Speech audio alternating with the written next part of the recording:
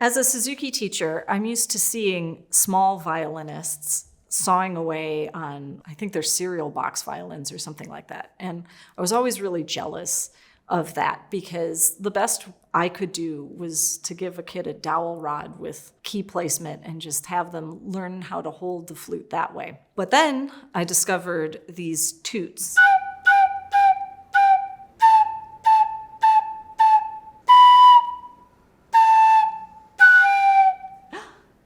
They are inexpensive, virtually indestructible, and they come with two options for the head joint, a traditional flute head joint and this whistle attachment. When I first saw the whistle attachment, I thought, why would anybody ever use that?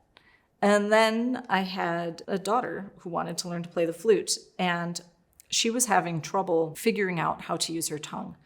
In the Suzuki approach, we like to teach our students the French style of tonguing, which is with the tongue between the teeth. What this whistle attachment actually does is allows a child to form an embouchure and feel with their tongue where their tongue needs to go in order to articulate on the flute.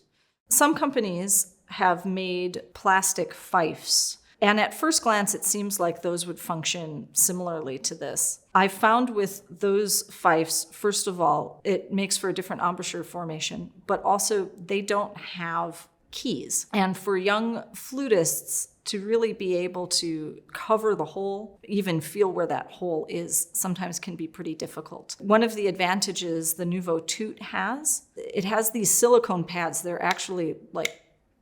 virtually indestructible, and they help seal that hole even when very small fingers are pressing them down, which does make the sound more consistent. It gives students consistent aural feedback when they're learning fingerings. I actually think these are really, really useful for teachers of very young flutists to set them up as a transition before they get to a silver flute.